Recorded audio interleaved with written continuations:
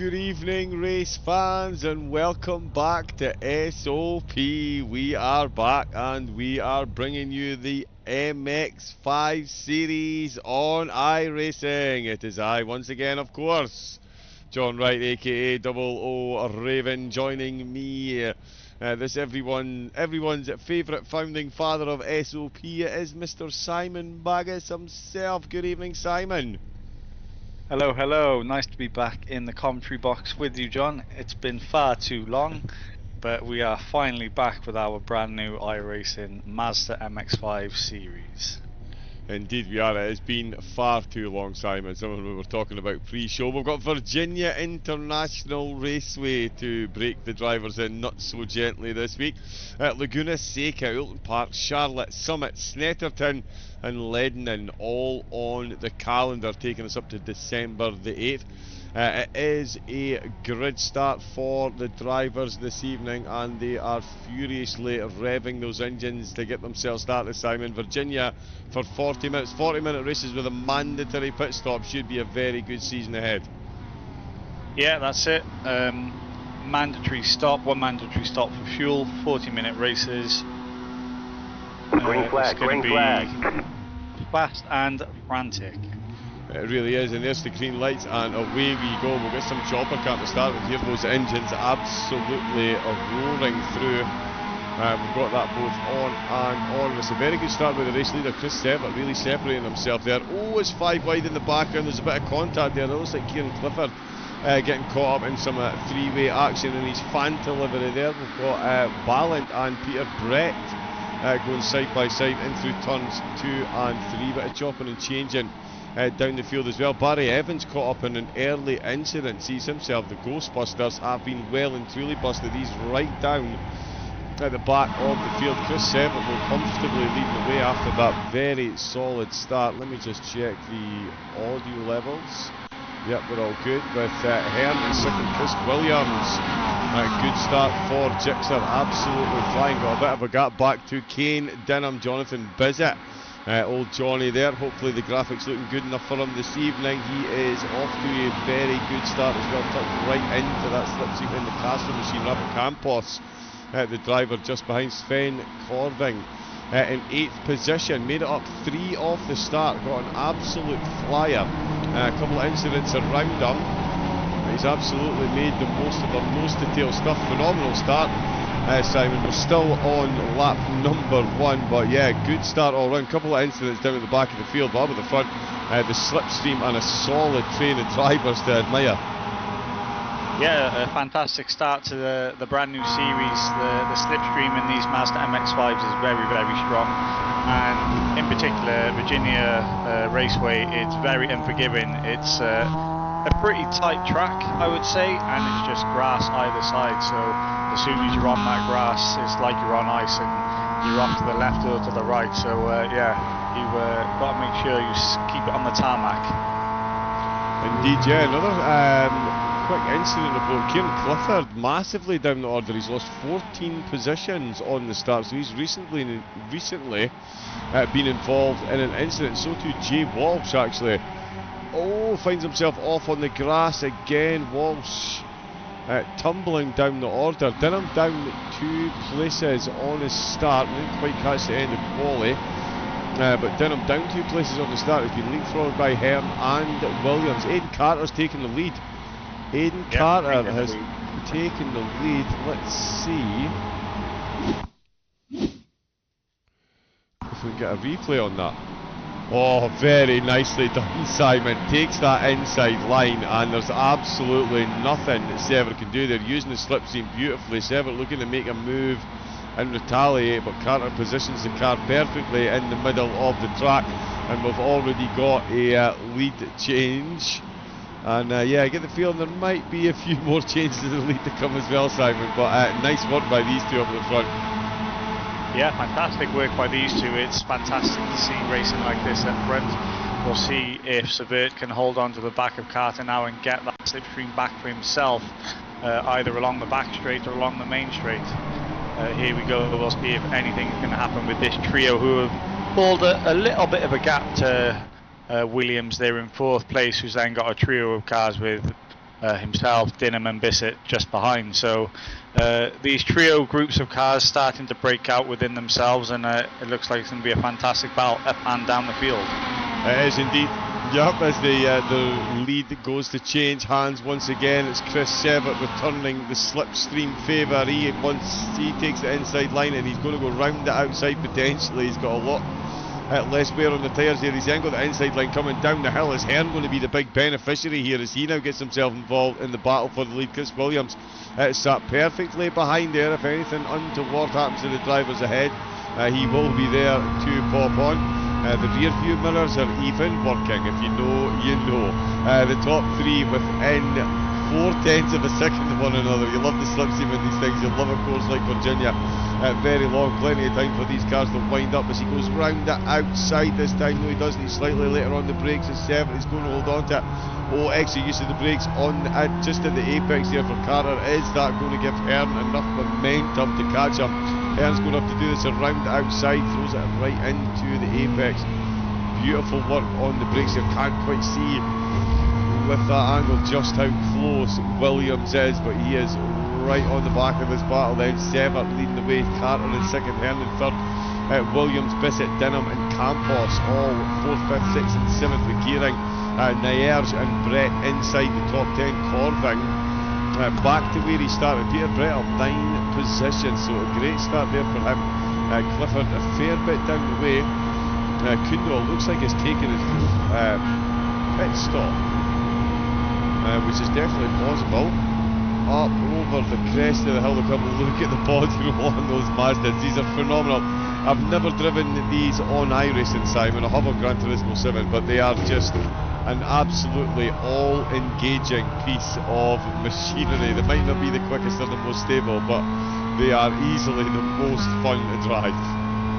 Oh yeah, it creates absolutely fantastic racing. I mean, I don't know if you've watched the Mazda MX-5 series over in America, places like Road Atlanta.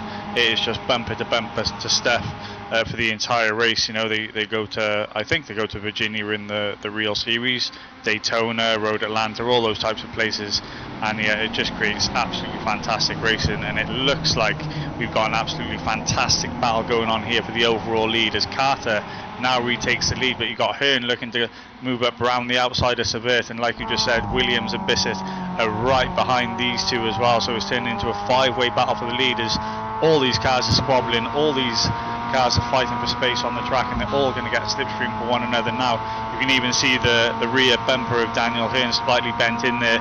That's going to be from some other cars behind slipstreaming him, trying to get to the front, as it looks like he's trying to go 3 wide here with Williams.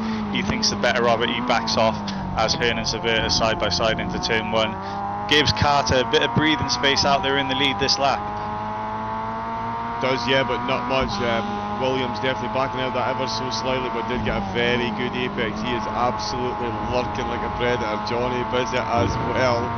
He is right on the back of this battle, so it is effectively a 5-way battle for the lead. Dinham is losing a bit of time to them now. He is now 2.5 seconds down the road. He's got Rafa Campos trying to catch up there, but leaving him well in his wake, so some good pace from Dinham there, the best of the rest at the moment.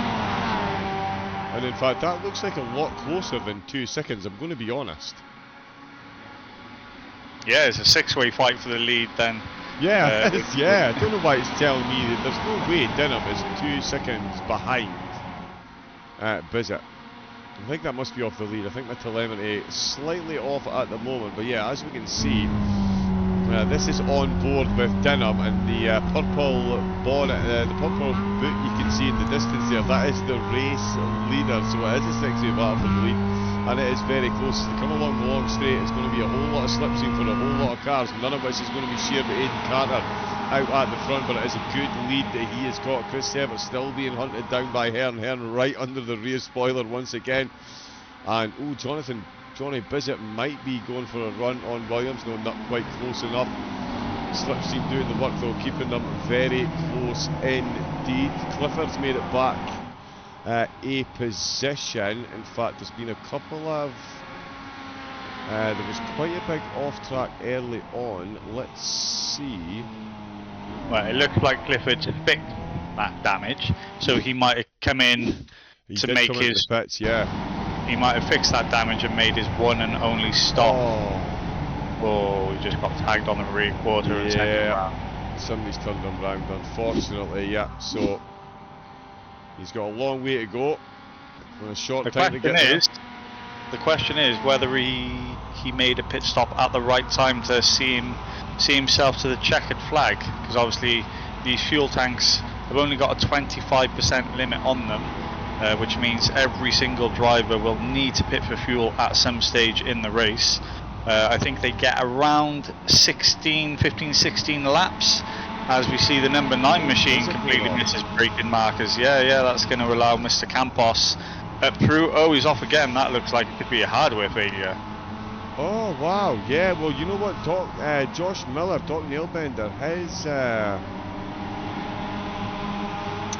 internet has crashed. Yeah, so I'm not sure what happened there. Let's see if I can quickly get into chopper cam. No helicams. Oh yeah, he's just missed his brakes slightly. It just looks like the car doesn't want to turn. Yeah, or stop. Look, you can't get it to stop. Yeah, that's some kind of hardware failure. He's jumped to the pits. That is, wow, massively unfortunate. 5-way battle, 7-way battle for the lead becomes 5 as Williams and now finds himself with a bike gap back to Denham. So Denham, I think, might have taken avoidant action there. Certainly doesn't have the slipstream that he did on the previous lap. Same can't be said for Daniel Hearn up at the front. He is right in the mix here. He's even got the window wipers on to try and help himself cut through the air. The lead has changed hands again. Aidan Carter has been caught. Exit aerodynamics, Simon. The drivers will try anything, won't they? But yeah, Chris Severt, he's retaken the lead. I did say it would change hands quite a few times. And that has been 1, 2, 3, 4, several so far in the race. Hearn has been the constant in third place, with Williams persistently in fourth position as well. We're doing the little slipstream dance. We've got Campos up to 6th then, with Gearing up into 7th position. Davletov just ahead now of Sven Cording as well. Good start for Davletov. 14 positions he's made it up since the start. Yeah, Davletov there. Good Davletov there in 8th place. Corbin, Löw, Balint just behind. Peter Brett didn't set a qualifying time, so he started at the rear of the field. That's why he made up so many positions at the start of the race. And don't forget as well, John, this series was designed for complete rookies as well as seasoned pros. So there are quite a few drivers out there who took advantage of our 3-month free iRacing coupon codes to get themselves into the series and try iRacing for the first time. So we're going to have a battle of the best amateur in iRacing, really, aren't we, in this series, as well as the seasoned pros at the front of the field. And I think Davletov could be one of those drivers who are a complete rookie on the iRacing platform. So he's doing rather well in 8th place there, as well as Sven Gorin there in 9th place, and Lev actually. All those 3 drivers picked up a free 3-month coupon from us to participate in the series, so they're doing rather well to be inside the top 10. And there is still spaces and vouchers available as well. If anyone does want to sign up, all the tracks are free, the car is free, and you can get 3 months free iRacing. Cha-ching. And you get to take part in these phenomenal races. It is still an almighty tussle for the 3 up at the front. And you absolutely don't want to curse the commentator, but you've got to think Chris Williams is the best positioned out of these 4 up at the front, Simon. The 3 ahead of him are within half a second to a second of one another, and he's just sat that 1 second back, the cool, calm, wily campaigner that he is. He's seen this all before. He's either going to bring home 4th or he's going to bring home 1st. A bird in the hand is worth 2 in the bush type scenario for Williams here. I mean, he's got a phenomenal view of the battle ahead, but don't imagine he's going to be anything too crazy, but I still think he could be the best positioned out of all 4 up the front. Yeah, it only takes the top 3 to get into a little bit of a tussle and just take each other out, and like I said, Williams will be there to capitalise. Dinham not too far behind as well, could find himself on the podium. It's unfortunate to see Johnny Bishop, rather drop down the order, otherwise he was a potential race winner as well. Campos sitting there in 6th place, sort of in no man's land, but he is being caught by Gearing. He must be gearing up for an overtake sometime soon. Dun-dun-dun. Just a caveat, Simon does have 3 kids, so he's a fully licensed dad joke practitioner. He is allowed 1 per stream, any more than that, obviously. His microphone. Thanks, mate. Yeah. You're welcome, you're welcome. It's always good to put that disclaimer in. I too have a child, so I get away with 1 per round as well. Just a quick check, we've got Kundu, who is down 5 positions. Kieran Clifford has made it back up another spot, so he's reclaimed 4 positions since coming out of the pits. We'll see him. I'm sure I did hear down the grapevine it was somewhere in the region of 4 gallons of fuel that they needed to put in. So it shouldn't be too much, there should be plenty of space to fill it, but we'll see how he goes. But yeah, the vast majority of the places that he's lost have gone the way of Darai Davletov. He's putting in some quick laps as well, fairly consistent. Well, I mean, they're saying consistent, they're either a 2.5 up or a 2.5 down. But he's constantly surrounded by cars, so too is Aidan Carter and Chris Sever. It's hard to look any place other than here at the minute. Daniel Hearn still just on the back, just so close, absolute precision from these drivers. And as you can see, not the easiest track, it's not some just flat, boring, featureless run out in the countryside. This thing has elevation, undulation, off camber, on camber. It is a trying 3.2 miles with plenty of little hidden apexes and a whole lot of slipstream in these little Mazda MX-5s. So close up at the front. We won't be doing much tyre changing, Simon, but we've got a fairly solid 52-degree track temperature, so the tyres are definitely going to be squealing come the end of the race. And for the drivers in the slipstream as well, it does them even worse, obviously, because there's less. I mean, there's not much downforce in a Mazda MX-5 as it is, but it does have a front splitter on these. So yeah, the front tyres having to do a bit more work. So Hearn, we could see a bit of a drop off in his pace before the 2 ahead of him, because he is constantly the 3rd man in this train here. Yeah, like you said, only 4 gallons of fuel, so they're not going to need too much fuel. But with it being an optional tyre change for everybody, they could choose to take 1 tyre, 2 tyres, 3 tyres, 4 tyres, only lefts, only rights, only fronts, only backs. It's entirely free choice for all these drivers. So if they've done their homework, they'll be able to know how long they're going to be in the pits for that fuel, and how long they're going to be needed in the pits to change any tyres if they're going to lose any time. It might be worth taking that front left or front right tyre, depending on how much wear's going to be on those machines come maybe 30-35 minutes in the race when they decide to pit, when their tank is empty. It'd be all the difference from winning and being off the podium, especially for the top 3 or 4, because they're so evenly matched right now. Yeah, it's going to be a gamble to see who does what. Kieran Clifford making back places, Nair's making back places as well. Farias did have an off-track excursion, but the Brazilian driver trending in the right direction at the moment, up another position as he gets another nice overtake done. That is Campos just behind him, so sailing past in the Red Bull machine. A couple of drivers, there's Johnny Bizzett back out on track, he's regained 2, and we've also got Dan Head who had an off-track excursion. Oh, Sven Corving's just gone off track. Wow, he's lost a lot of time to Lovin Davletov ahead of him. The drivers down the grid really struggling with the track conditions. Oh, that's Bagas. Peter Brett in the pits. The top 3 still right in one another's pockets. Corving, the camera's gone wild, there we go, is still moving. Let me just check, is Campos? Yeah, Campos is moving. Farias is still moving as well. Clifford 6th position, so certainly gaining them back as the rest of the cars coming at the pit. So yeah, that off-track excursion definitely going to be costly, but appearing at the moment not quite as costly as we thought. Dinham is losing time hand over fist at the minute. He's gaining time hand over fist to Gearing behind, but the gap to Williams ahead is definitely ever increasing. Williams though is still exactly where we left him, stalking the lead group in the Bilstein machine. It's Sever who's decided to take a bit of a turn up at the front. I'm not sure the rest of the drivers were wholly consulted on that one. You can hear the wind whizzing past these cars. You can see the little Onid logo getting just that bit bigger. It's amazing the slipstream in these cars, Simon. You don't even get that much in GT4 cars sometimes.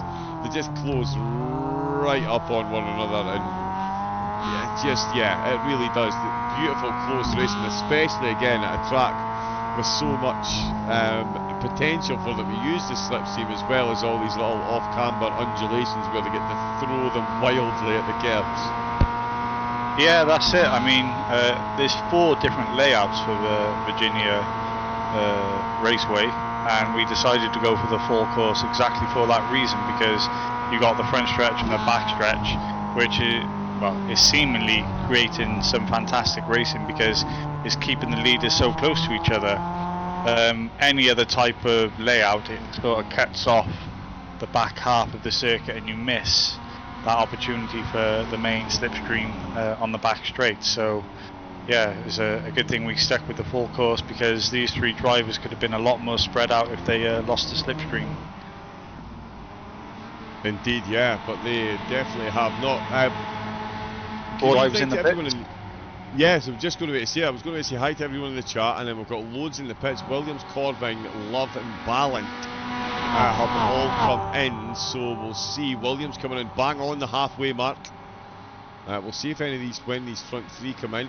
Kevin Sofro, go, he says. Marcus Jusma, let's go SOP in the house. Come on, Rafa and Josh, Knock Nailbender. Absolute heartbreak for the internet, mate. That is an absolute heartbreaker. I know, because I know all you guys, all us RTS guys, we're all you RTS drivers. I know I'm only in the gang by association, really, but in the team. But I know you all love this course. So yeah, gutted to see dropping out. Got Williams is the strongest RTS contender at the moment. He came in from 4th. Dunham ahead of him on track by virtue of the fact he's still got to take his pit stop. Kieran Clifford making another overtake as Ballant had that accident, so he is on quite the comeback drive. Oh, and he has had to come back into the pits.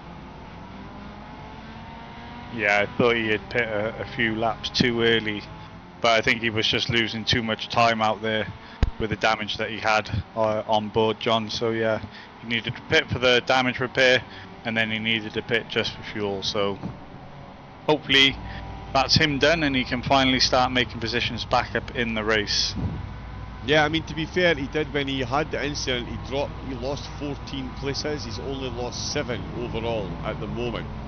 So he has still managed to make back 7 places. So there you go, proof eternal. It is not over until the fat lady sings, and at the moment she's only warming up her vocal cords.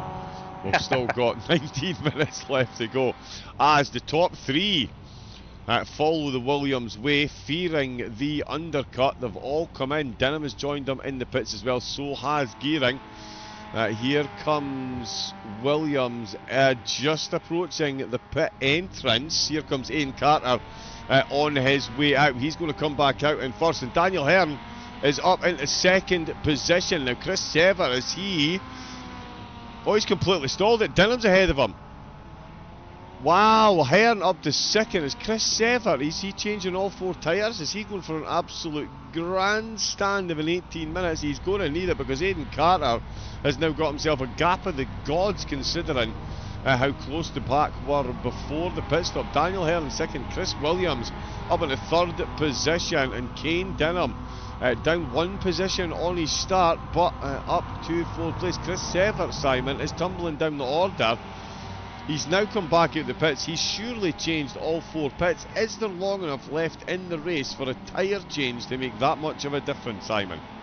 Yeah, that was either a whopping mistake of not turning the tyre change off on the pit stop, or he knows something we don't, and 4 fresh tyres are going to absolutely blitz through the field. But right now he's dropped to the back end of the top 10.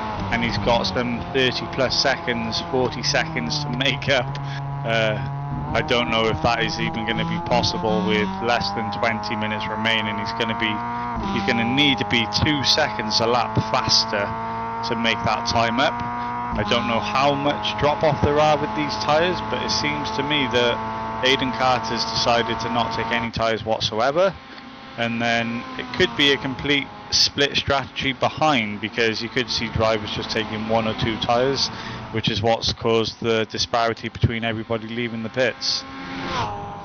Yeah, big shake up and changes, and yeah, Severt now back out in 8th position.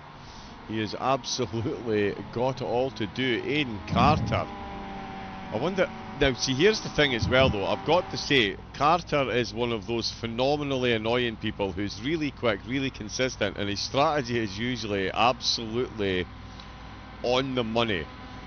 So if he took a much quicker pit stop, he didn't change tyres. We will see, we will see. A lot of time to make up. Daniel Hearn up to 2nd place after some valiant efforts to try and get there in the opening stint. Severt staying in the pits. And that puts Hearn up in 2nd and promotes Patient Williams to the podium. Kane Dinham back up to 4th place after starting up on the front row, and it puts Dari Davletov, our driver of the day seemingly. He's up 17 positions overall, and he is getting a bit of tow along that start-finish line from the number 60. Oh no, Davletov, sorry, is the number 60. That's Bizzett, who is a lap down, I believe. Oh no, that is Walsh, sorry, this is a battle for position. Walsh and Bizzett are both in the same car. We're on board with Walsh at the minute. That's what's going on. Yeah. Yeah, so Davletov, we've certainly seen him overtake. Now he's going to have to put in a bit of defending. Corbin's closing in as well. And they've got Chris Fresh Tyres Severt behind them as well, so we'll see what he can do. Bizzett and Clifford, both with early incidents. Clifford with another 2 positions through the pit phase, and Bizzett pulling into the pits to take his pit stop, so he's going to drop back down another couple of positions. Evans with a net gain of 4 overall. Miklos just ahead of him with a gain of 3 as well, and Farias, despite a couple of off tracks, finds himself up 4 positions as well. Hearn unable to make any inroads on Carter's gap at the minute. We'll see what Walsh can do along the longest, straightest part of the track. We will say the straightest. There's certainly a bit of undulation, and the slipstream absolutely reeling. Davletov is to get close to the braking zone. He's going to position himself on the outside. He's going to go for it around the outside if he can. We've seen the leaders get close through here. Oh, he's missed his brakes. He's gone onto the grass, and that is going to surely give Sven Corving a fair bit of motivation to catch up. And I tell you what, Chris Severt, he is absolutely making the most of those tyres. That's 3 seconds he's made up on the leaders since he got out of the pits. Interesting times ahead, and I'll tell you, he's about to take another position here, because he has got, oh yeah, he's getting 2 for the price of 1. Big knock-on effect there, Simon, for Walsh. He finds himself absolutely hung out to dry. He's going to lose 2, and it's going to be Severt that manages to gain 2 with a beautiful move, 3 wide, round the outside. Oh, wow. And it's Fresh Tyres for the win. Yeah, it looks to be. It looks to be. I mean, he's still 40 seconds off the leader, so he's not gaining any time on Carter, but he is making his way back up to that top 5. He's got Davletov just ahead. I think he's going to be fast enough to close him down, but after that, I think the gap to the top 4 is just going to be too big with 13 minutes left to run. Even, you know, Kane there in 4th place, he's 15 seconds off the leaders. It looks like he's going to be safe in that 4th spot. Williams there, Hearn and Carter, they've all spread themselves out after that pit stop, so it seems like either Carter was just a master at the pit stops, or everybody else has done something completely different. And we're going to see how it plays out now with with Carter come the end of the race. 2.4 seconds to Hearn. He's looking well on his way to get the win. He's got the number 1 on the side of the door. Is he going to pick up the first victory of the brand new series? Yeah, he's certainly looking good. Yeah, we've had Miller drop out, Brett drop out. There's a few cars now 1 lap down. So they haven't quite got the pace of the, I guess you could say, the seasoned pros at the front. But it looks like it's going to be a mighty battle. If it's not for the podium positions, it's those final positions just inside the top 10, because Zavert is just ahead of Corbin, Walsh with Lev not too far behind. That's the closest battle on track at the minute, I think. Indeed, yeah, a couple of little close ones as well. I think Bizzett closing up on Miklos as well. Clifford and Campos. Campos has definitely seemed off his pace slightly, and he's massively off track. Wow. I think he's auditioning as a groundskeeper. That's one way to take that sector, I suppose. I think that's one way to pick up a... It might have given him a black flag, maybe. Has it? I'm not sure. Yeah, it's definitely going to pick them up a monster slowdown penalty. Yeah. A monster slowdown penalty. That could give Clifford another position on his charge back towards the top 10. He definitely didn't change his tyres on that previous pit stop there, just took on fuel in and out again. So he won't be relying on the grip the way Severt is at the moment. And yeah, still 39 seconds there. He can see Davletov once again. In that gap, Hearn and Carter, exactly 2.4 seconds it's been since they came out of the pits. Williams dropping a bit of time, but I don't imagine he will be overly pushing his tyres at this point. He was in and out fairly quickly,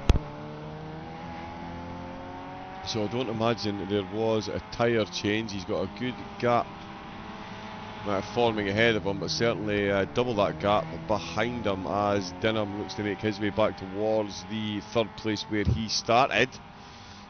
In 4th place, that almost looks like rain shooting across the screen there. We've got Davletov still in 5th position with Severt, definitely closing the gap. Again, a really long time in the pits, but Jay Walsh and Sven Corving still inside the top 10 with Love having a phenomenal race as well. There he is there, up 5 places. So some big gainers in the top 10. A couple of drivers with disconnects and things. A couple of incidents early doors. Bizzett and Clifford both down the field, so too Nierge, Ballant and Head down at 1 position. A few of the drivers down a couple of laps as well. But Love certainly 5 positions to get into the top 10 in round 1. That's not too bad a start to the season, especially with Laguna Seca next up. Yeah, hugely looking forward to that. Carter starting to stretch the gap ever so slightly. Oh, and Severt, Simon, he is right on the back. You did say we thought he would catch up, and hasn't taken too long, and I don't think the overtake will take too long either. No, like I said, I think Davletov is one of the new rookie drivers joining the series, and then you've got Chris Zavert, who's won multiple special events, and is definitely a seasoned pro on iRacing. So the move shouldn't take too long to happen. Just got to be patient through these S sections at Virginia International Raceway. The door opens and he just flips right through, just like that. As smooth as you like. Set him up and took the spot. He's going to be giving away the slipstream here, but I think it's only going to make him. Obviously, when they've got a car and 2 cars in the slipstream, the one in the front goes a bit quicker as well. And yeah, even with the slipstream, the corner exit that Severt got, he is comfortably out in the lead. Bring on Laguna, says Josh Miller. Yeah, baby, that's going to be a good one. A lot of practice was feeling good in the first lap, then bang, disconnected. Happy it didn't ruin anyone's race. Yeah, got the ear out of it. Wow. It's almost like that new car smell. We've got that new tyre grip there down the hill for Severt. Davletov doing well to hang on to the back of him though. Aidan Carter, he is now done with any talk of any potential change in the lead anymore. He is done sharing. That gap is now up to 3.8 seconds, 3.9, 4 seconds, wow. He is really putting a hurting on Hearn at the moment. Hearn still with a good 6 seconds or so back to third place. There is third place just coming through the same corner section, and we should shortly be seeing Mr. Kane Dinham coming through to round out the top 2 rows. Chris Severt, oh, Davletov the wrong way, and Chris Severt has crashed as well. Let's have a look and see what's happened here. Let me just try and get to Chopper Cam. Also, Davletov went for it up the inside. Oh, he's opened right out on that corner. Unfortunately, carried a bit much momentum in there. Ended up right on the outside line. And unfortunately for Davletov there, Simon, having a phenomenal race up to there. One little mistake towards the end, and that's sealed his fate. I think 7th position he's dropped down to, but still up 15 overall, so not too bad. Yeah, not too bad. It seems to be those rear quarter panels catching people out. They just get tagged ever so slightly and it sends them round, doesn't it, in these Mazda MX-5s. There's not really much anybody can do about it. Once that front bumper and rear quarter panel are attached, it's just inevitable that happens. I don't think there was any intent in that little incident that happened. It looked like Sabir was trying to keep the wide line entry into it. Davletov tried to get it up the inside, and then there was just contact. Just one of those unfortunate racing incidents. But the silver bullet of Kane Dinham is marching on in 4th place. Chris Williams is there in 3rd. Hearn is there in 2nd. And yeah, like you said, Carter is away and gone now at this point.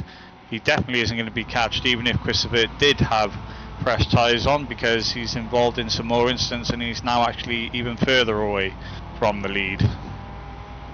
He is indeed, yeah. Josh Miller pointing out that a normal MX-5 Cup weekend there are 2 races, so we should run this one back, a little encore.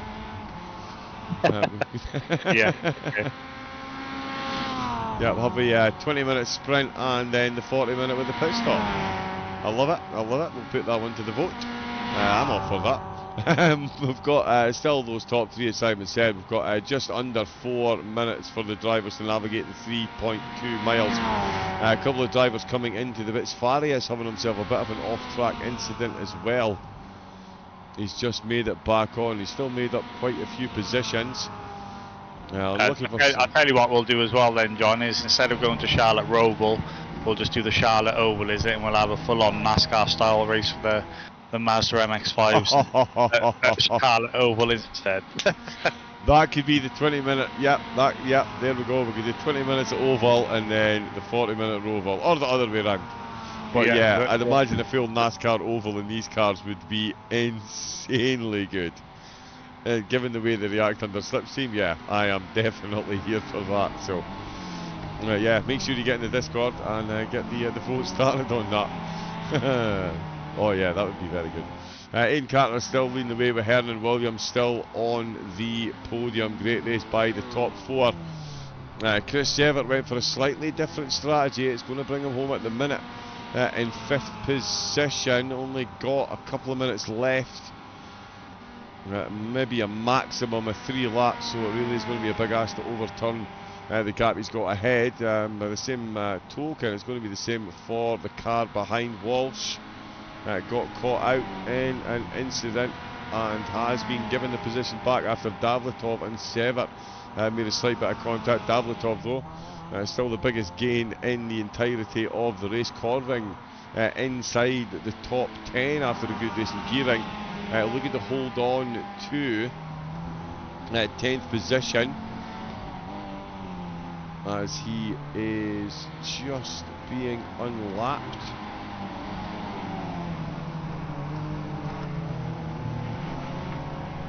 From one of the cars, Kieran Clifford, just a bit down the road. He's made back 10 places since that start that he had. He was 7th up at the start. I was so close between the drivers up at the front. Miklos just ahead of Bizzett. In fact, we could see an overtake here late on. Bizzett down a net 7 positions. Oh, and that's not a good exit there by Miklos, and onto the straightaway. Bizzett not even able to take advantage of the slipstream because of the corner exit that the both of the drivers got. Completely different stories, and you can see just past the halfway mark on the straight as Bizzett got the pace and got the outside line.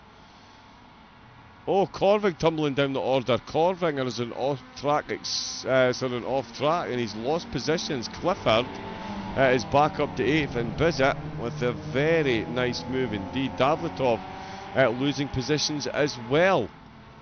Davletov past Corving. Farias jumped to the pits. Oh, Corving's jumped to the pits as well. Clifford is almost back to where he started. That is a fantastic recovery from Clifford. It just goes to show you're never down and out.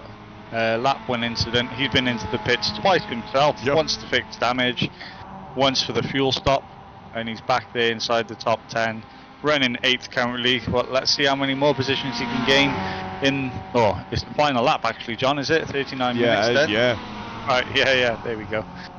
Well, that's a good recovery nonetheless. Oh, it really is. It really is, yeah. It'll not be the race that he would have fancied, but certainly plenty of overtaken and places made up. Just needs to bring this one home for a good finish. Chicks has entered the pits.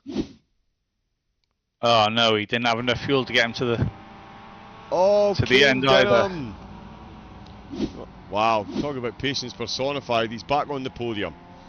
Back to where he started. That's a long road to finish on the podium for the man from down under. But Sever and Williams. In fact, will Sever get the place back? He has. Sever's got the spot back on Williams. He does know something we didn't know. Aidan Carter knew a lot that nobody knew. He's got a 4-second gap up at the front. Hearns in 2nd. Dinham is in 3rd place. Sever in 4th. Williams into 5th position. So he's back where he started. Gearing Love down up those 7 spots. Oh, wow, Simon, it's an SOP race. I can't believe we're surprised that it's all happened on the last couple of laps. But Williams nips into the pits. Sever back up to 4th, and Kane Dinham on the podium. Let's go. He's definitely going to be milking that one in the team chat after this one, isn't he? Kane Dinham on the podium. Yeah, what a change of events that is. From looking like he might not even finish in the top 5, he finds himself on the podium. Wow, lots of change in the final few minutes. People under-fueled till the end of the race. They probably didn't account for the final lap after the 40-minute mark is my assumption. And yeah, they've all missed out. So Carter is going to take a convincing win, 3 or so seconds in front of Daniel Hearn, and Kane Dinham, the final one on the podium. Although he's 20 seconds back, he obviously didn't put a foot wrong to get back on the podium there. Yeah, and that was the checkered flag. He crossed the line 1 second after the timer expired, so that is the final lap, and it's Aidan Carter. Started in 2nd, brings home 1st place. Daniel Hearn sees the checkered flag for a well-earned 2nd, and it is Kane. Didn't forget to put enough fuel in Dinham that finishes on the podium in the Silver Fanatec machine. And Chris Sever gifted a position at the end, took an eternity in the pits compared to the rest of his competitors, but it's paid off for him at the end, as this very pit entrance did see Chris Williams in there not but 2 laps ago, 1 lap ago in fact. Just a quick splash and dash, but Sever will take the checkered flag for 4th position. Chris Williams crosses the line. He will hang on to 5th. It's where he started. It's where he will finish. Thanks to the stream. Great call, guys. Thank you very much, Josh. Marcus Jusman, great drive by Aidan. Phenomenal drive by Aidan. Anyone that was expecting anything else obviously hasn't seen him drive before. He's pretty good. So too Aaron Gearing, making up 4 places to get himself up to 6th position. McGavin Love, he'll be loving his first race. 7 places made up at the start. And extra shout out, as Simon said, to Kieran Clifford. Dropped 14 places at the start, 2 trips into the pits, and he still came fizzing across the line in the Phantom machine. Only down 1 position on where he started the race. So yeah, quite the effort there. Jay Walsh getting his way up into the top 10 with Sven Korvig rounding out the top 10. Davletov right behind him at the death. 11 positions for Davletov, Simon, with Jonathan Bissett and Miklos rounding out the top 13. But phenomenal racing there. A lot of strategy and some minor under-fueling, and we've been treated to yet another incredible SOP series opener. Yeah, what a fantastic opening race to the series. I mean, if that is anything to go by, we can expect fireworks for the remainder of the championship. There was up to 7 cars at one point in the fight for the lead, all nose to tail, bumper to bumper. It just come undone for a couple of guys during the pit stops, a few little incidents here and there. But if everybody can keep their nose clean during the season, yeah, it's going to be a mighty battle in this championship. Virginia, full of grass. We're going to head to Laguna, full of desert. Pretty much the same sort of style of racetrack, right? It's going to be unforgiving either side of the tarmac. They want to be making sure they keep themselves in between the lines, otherwise they're going to be dropping right down the order with those runoff spaces into the sand. Yeah, a massively unforgiving course. It's going to be a fun one. Let me just quickly change that and change that. Hopefully we can get the results now. No, we do need to wait on another couple of cars crossing the line. Oh yeah, a couple of cars coming into the race. Kieran Clifford, well done guys, well done to you, good sir. I realise if you were going to make up 13 positions, you would have looked for a bit more than a top 10, but what a comeback drive that was. Right, so we've got confirmation of why Christopher was so long in the pits. Pit limiter doesn't activate in second gear, he said, which he's found out during the race, which gave him a stop-go penalty whilst he was in the pits, which he had to serve as well. Oh, wow. So that's why he was stationary for so long. That's why he lost 30 seconds in the pits. Right, okay, well there we go. I can't actually get the results until another couple of cars get credit for crossing the line. It is saying the results are there, but it's not showing them, unfortunately. So we'll leave that up for now, because that is the finishing order. Car medalist Aidan Carter. I mean, when you say fun, that was absolutely incredible. What a battle y'all had up at the front. We are very much looking forward to seeing that continue at Laguna Seca. Yep, we're giving up the ghost on the results. And we will instead bring home the final few corners. There we go. That was fun. McGearing saying same for me.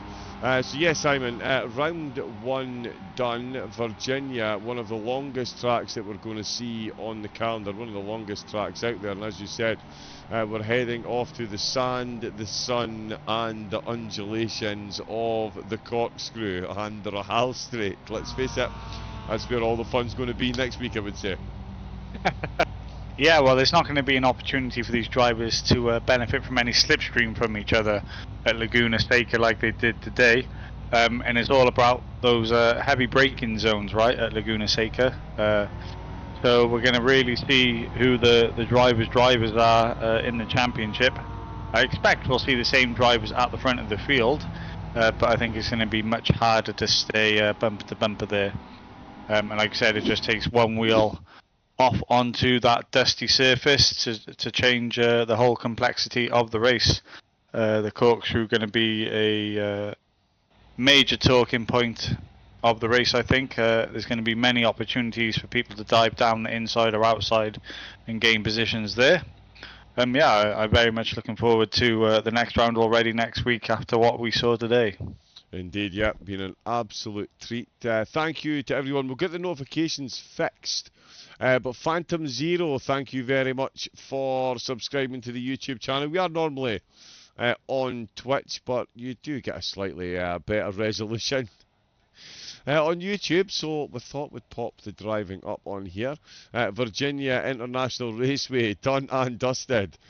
right down to the checkered flag. An incredible drive by a lot of the drivers out there, and it really does whet the appetite for the season to come. A season which will see Laguna Seca and Oulton Park as the next two rounds over the next 2 weeks, and we'll be back to bring you all of the coverage. So make sure you get yourself tuned in. But until then, it is a good night from Simon. A good night from Simon. And it is a good night from me. Stay safe, take it easy, and have a great rest of your night. Good night.